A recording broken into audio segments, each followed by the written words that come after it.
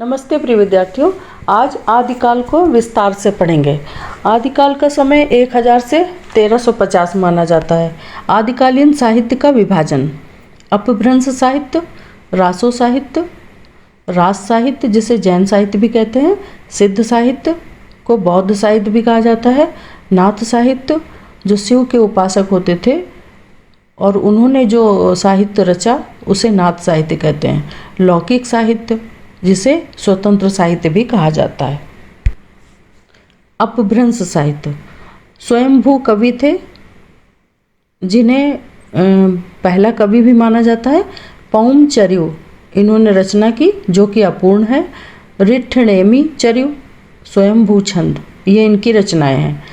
पौमचर्यु इसमें राम के चरित्र का वर्णन है। 1200 श्लोक हैं इसमें, 5 कांड एवं 90 संधियां हैं। अपभ्रंश की कड़वकबद्ध रचना है पौमचर्यु। ऋठनेमिचर्यु इस रचना में कृष्ण के चरित्र का वर्णन किया गया है। स्वयंभू को अपभ्रंश का प्रथम कवि कहा जाता है। अपभ्रंश साहित्य के कवि हैं पुष्यदत्त, इन्होंने महापुराण की रचना की। णय कुमार चर्यु इन्होंने लिखा। जस हर चर्यु भी लिखा। धनपाद कवि ने भविष्यत कहा ये रचना की। अब्दुल रहमान ने संदेश रासक, जोइंदु ने परमात्म प्रकाश और योगसार की रचना की। अब पढ़ेंगे रासो साहित्य। आचार्य रामचंद्र शुक्ल ने नरपतिनाथ द्वारा रचित बीसल देव रासों में उल्लेखित निम्न पद के आधार पर रासो शब्द की व्युत्पत्ति रसायन शब्द से मानी है। उन्होंने रसायन को ही रासो कहा है। हजारी प्रसाद द्विवेदी ने रासो शब्द की उत्पत्ति संस्कृत के रासक शब्द से मानी है। रासक रास रासा रासो। गारसा दत्तासी ने रासो शब्द की उत्पत्ति राजसूय शब्द से मानी है। उन्होंने राजसूय को रासो कहा है। रासो साहित्य चारण कवियों के द्वारा लिखा गया है।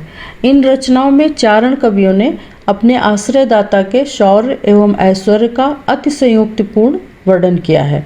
ये सभी राज दरबारी कवि हुआ करते थे और ऐतिहासिक रचनाएं की हैं इन्होंने। तो अपने अपने राजाओं या जिनके यहाँ ये आश्रय लेते थे उनका अतिशयोक्तिपूर्ण वर्णन किया है इन रचनाओं में। चारण कवियों की रचनाओं में उस समय के सामंती जीवन की संपूर्ण झलक देखने को मिलती है। इन रचनाओं में डिंगल और पिंगल भाषा का प्रयोग है। इनमें युद्ध व प्रेम का वर्णन किया गया है।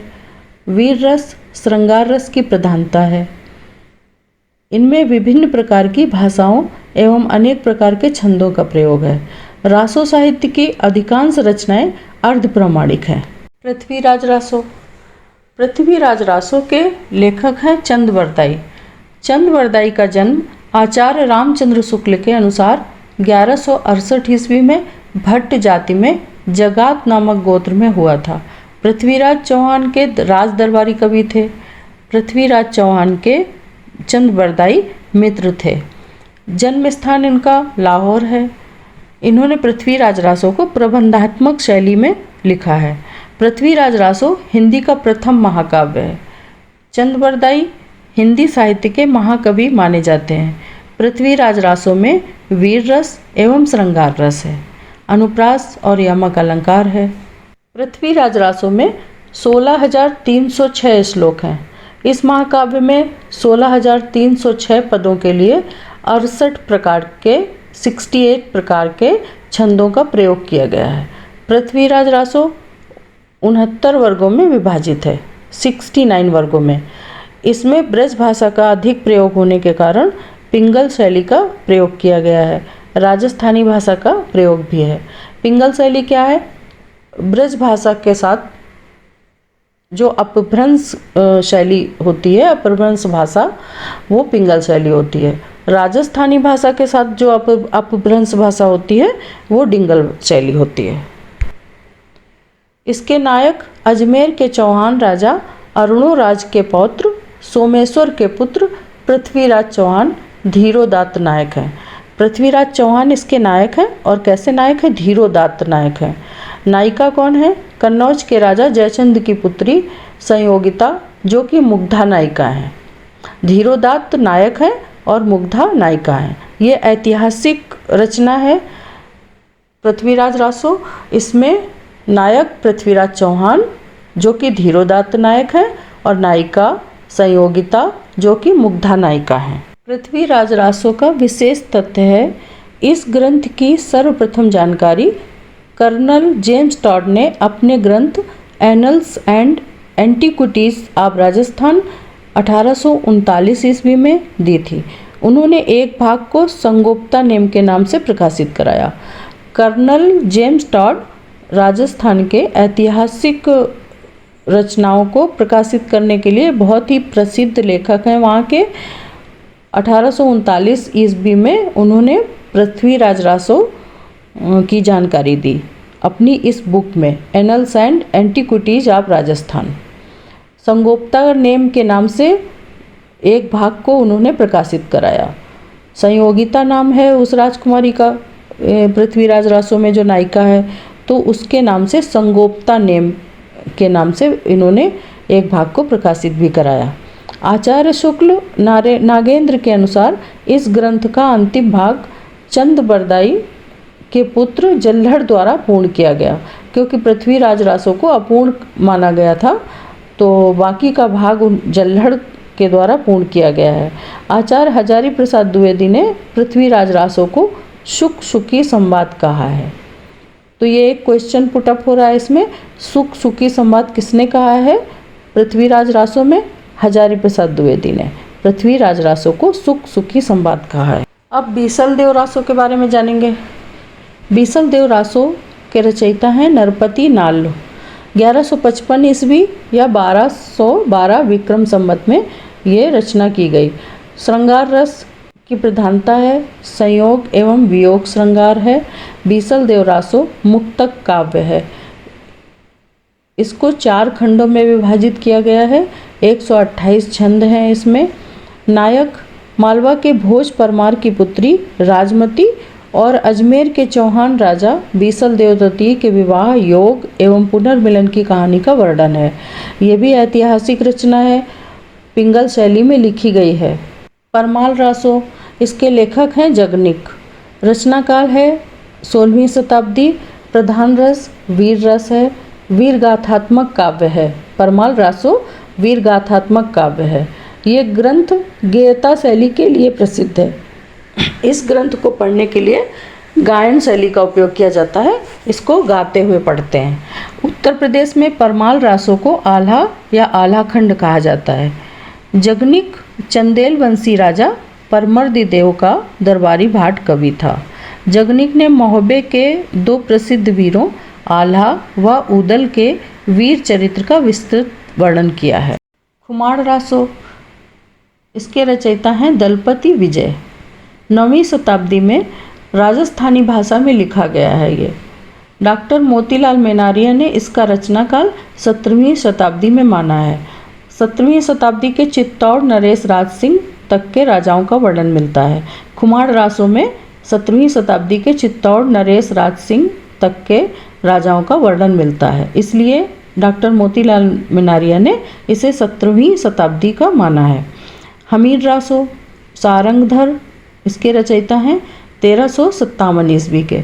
रतन रासो के लेखक हैं कुंभकर्ण। 1618 से 1624 ईस्वी इसका रचनाकाल माना जाता है। संदेश रासक के रचयिता हैं अब्दुल रहमान। बुद्धि रासो को जल्हड़ ने लिखा है।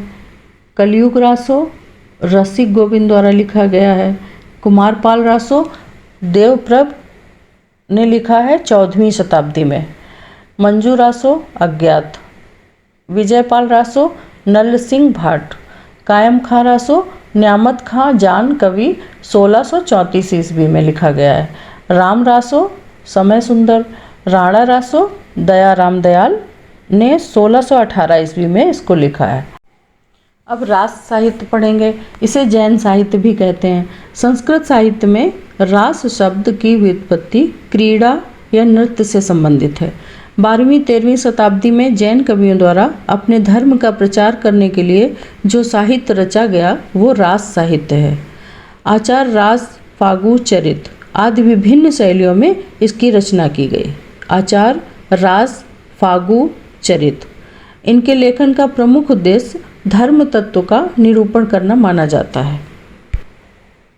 भरत मुनि ने इसे क्रीड नायक कहा है। रास साहित्य को क्रीड नायक कहा है। अभिनव गुप्त ने रास को एक प्रकार का रूपक माना है।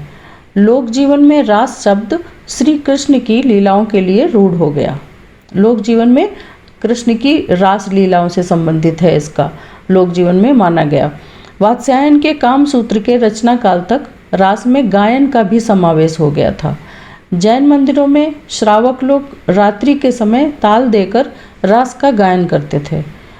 इस पद्धति का प्रचार 14वीं शताब्दी तक। अब रास साहित्य के कवियों और उनकी रचनाओं के बारे में जानते हैं। भरतेश्वर बाहुबली रास शालिभद्र सूरी द्वारा लिखा गया है। इस रास में 205 छंद हैं, एक खंड काव्य है, 1184 ईस्वी में रचित है। मुनि जैन विजय ने इस ग्रंथ को जैन साहित्य की रास परंपरा का प्रथम ग्रंथ माना है। ये रास परंपरा का प्रथम ग्रंथ माना जाता है भरतेश्वर बाहुबली रास, जिसे शालिभद्र सूरी ने रचा है। डॉक्टर गणपति चंद्र गुप्त जी ने शालिभद्र सूरी को हिंदी का प्रथम कवि माना है। इसमें दो भाइयों भरतेश्वर अयोध्या के राजा हैं और बाहुबली तक्षशिला के राजा हैं। ये दोनों भाई हैं। इनके युद्ध और वीरता का वर्णन है, तो इसमें इनकी वीरता का वर्णन किया गया है। दूसरा है पंच पांडव चरित रास। इसे भी शालिभद्र सूरी ने लिखा है। 14वीं शताब्दी में 15 सर्गों में विभाजित है। प्रथम ऐतिहासिक रचना मानी जाती है ये। इसकी भाषा अपभ्रंश के साथ राजस्थानी है, डिंगल भाषा का प्रयोग है। चंदन बाला रास कवि आसुक के द्वारा लिखा गया है। 1200 ईस्वी में 35 छंदों में लिखी गई ये रचना है और ये एक लघु खंड काव्य है। करुण रस की प्रधानता है। चंपा नगरी के राजा दधिवाहन की पुत्री चंदन बाला इसकी नायिका हैं। कवि आसुक ने एक दूसरी रचना भी की है, जीव दयाराम। स्थूल भद्र रास, इसकी रचना जिन धर्म सूरी ने की है 1209 ईस्वी में। रेवंत गिरी रास की रचना विजय सेन सूरी ने की है 1231 ईस्वी में। नेमिनाथ रास सुमति गुड़ ने की है 1231 ईस्वी में। इसमें 58 छंद हैं, श्री कृष्ण का वर्णन है नेमिनाथ रास में।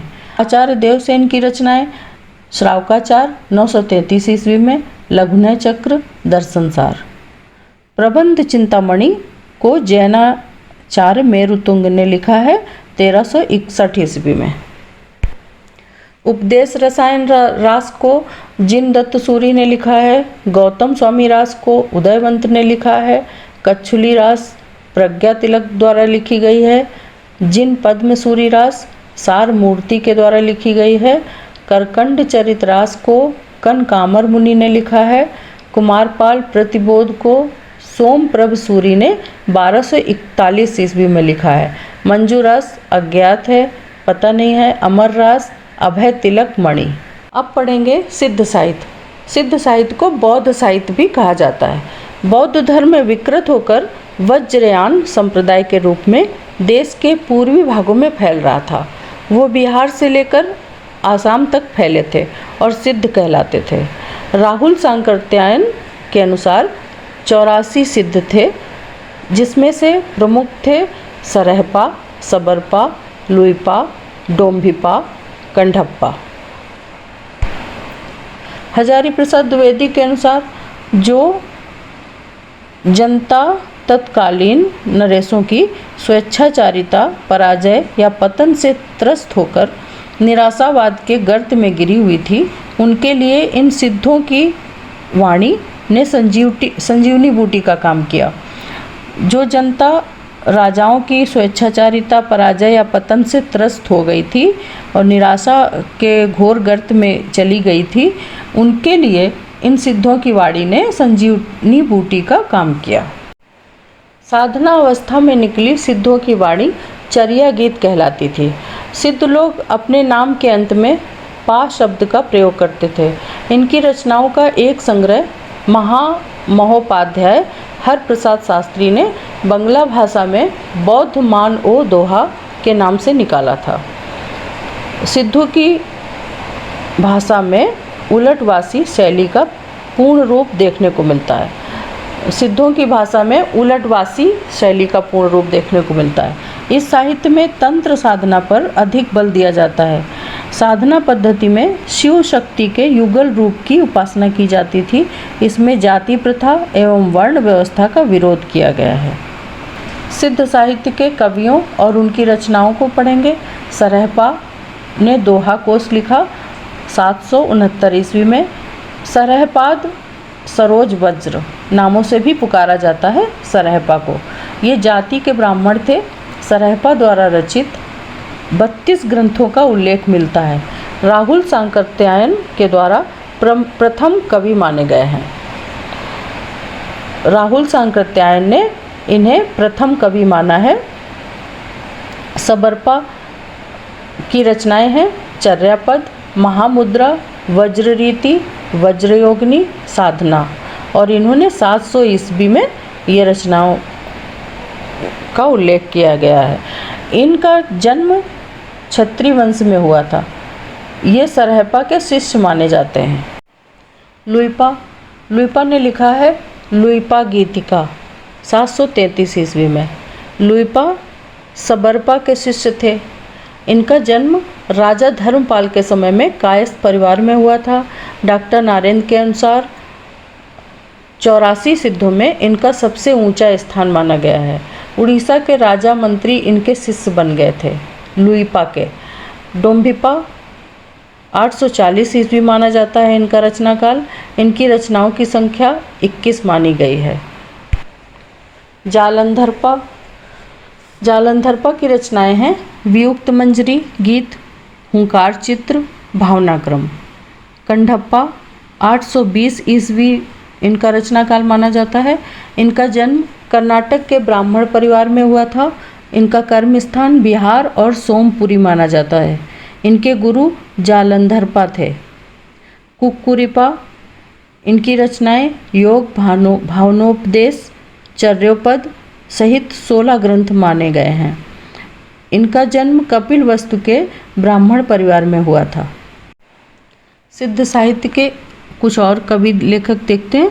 दारिकपा ने रचना की महागुह्य तत्वोपदेश। आर्यदेवपा ने कावेरी और गीतिका लिखा। कंढप्पा ने रचना की चर्या गीतिका की। कंबलपा ने लिखा संबंध सर्गदृष्टि। धामपा की रचना है सुगत दृष्टि गीतिकाचार्य। अब पढ़ेंगे नाथ साहित्य। नाथ साहित्य का चरमोत्कर्ष 12वीं-14वीं शताब्दी में माना गया है। गोरखनाथ जी का सर्वमान्य काल 13वीं शताब्दी का प्रारंभिक काल ही निर्धारित किया गया है। 13वीं शताब्दी को ही माना गया है। नाथ पंथ के अंतर्गत कुल 9 नाथ प्रसिद्ध माने गए हैं। आचार्य हजारी प्रसाद द्विवेदी ने नाथ पंथ या नाथ संप्रदाय को सिद्ध मत, सिद्ध मार्ग, योग मार्ग, योग संप्रदाय, अवधूत मत एवं अवधूत संप्रदाय के नाम से पुकारा है। आचार्य हजारी प्रसाद द्विवेदी ने इन नामों से नाथ संप्रदाय को पुकारा है। नाथ साहित्य के 9 नाथ कौन कौन से हैं? आदिनाथ, मत्स्येंद्रनाथ, गोरखनाथ, चरपटनाथ, ग्राहिणीनाथ, ज्वालेंद्रनाथ, चौरंगीनाथ, भर्तहरिनाथ, गोपीचंदनाथ। ये क्रमबद्ध हैं। कभी अगर पूछा जाएगा क्वेश्चन में कि क्रमबद्ध नाथों के नाम लिखिए तो ये ऐसे लिखे जाएंगे। मन, प्राण, शुक्र, वाक और कुंडली इन पांचों के समन्वय के तरीकों को राजयोग, हठयोग, वज्रयोग, जपयोग या कुंडली योग कहा जाता है। गोरखनाथ की रचनाएं। शब्दी सबसे प्रामाणिक रचना है। पद, प्राण सकली, सिद्ध्या दर्शन, नरवैबोध, रोमावली, ज्ञान तिलक, पंचमात्रा, आत्मबोध, योग बीज, गोरख गणेश गोष्ठी, महादेव गोरख संवाद, गोरखनाथ की वाणी, ज्ञानामृत योग, योग चिंतामणि, मच्छिंद्र गोरखनाथ, योगेश्वर साखी। लौकिक साहित्य और स्वतंत्र साहित्य को भी देखते हैं। अमीर खुसरो थे। स्वतंत्र साहित्य लिखा है अमीर खुसरो ने और ये हिंदी खड़ी बोली के प्रथम कवि माने जाते हैं। 1184 ईस्वी में इनका रचना काल रहा है। उपनाम इनको दिए गए तुर्के, अल्लाह, तोताए हिंद, ब्रज और अवधि को मिलाकर काव्य रचना का आरंभ खुसरो ने किया था। प्रमुख रचनाएं हैं इनकी खलिक बाबरी, पहेलियाँ, मुकरियाँ, गज़ल, दो सुकने, नूह सिपहर, नजराने हिंद, हालाते कन्हैया। कवि मधुकर भी हैं, जय मयंक, जस चंद्रिका। विभिन्न आचार्यों, कवियों और लेखकों ने आदिकाल के अलग अलग नाम दिए हैं। हजारी प्रसाद द्विवेदी ने आदिकाल कहा, चारण काल कहा डॉक्टर ग्रियर्सन ने, प्राचीन काल का नाम दिया शंभुनाथ सिंह ने, आदिकाल और वीर गाथा काल कहा आचार्य रामचंद्र शुक्ल ने, अपभ्रंश काल कहा चंद्रधर शर्मा गुलेरी ने, धीरेन्द्र वर्मा ने अपभ्रंश काल कहा, डॉक्टर हरीश ने उत्तर अपभ्रंश काल कहा, वीर काल अपभ्रंश काल श्याम सुंदर दास ने कहा, उद्भव काल वासुदेव सिंह ने कहा, सिद्ध सामंत काल के नाम से राहुल सांकृत्यायन ने आदिकाल का नाम दिया।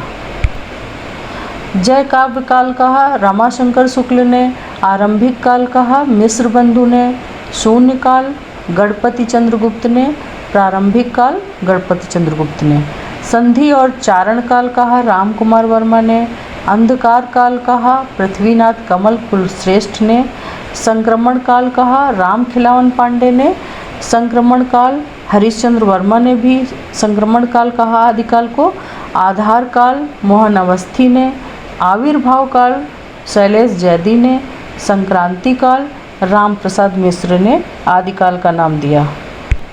तो आचार्य रामचंद्र शुक्ल ने आदिकाल को आदिकाल और वीरगाथा काल कहा। वीरगाथा काल को उपनाम दिया गया और आदिकाल हजारी प्रसाद द्विवेदी ने कहा था, इसलिए इसका नाम आदिकाल सर्वमान्य है। कृपया मेरा चैनल सब्सक्राइब कीजिए, लाइक कीजिए। Thank you for watching.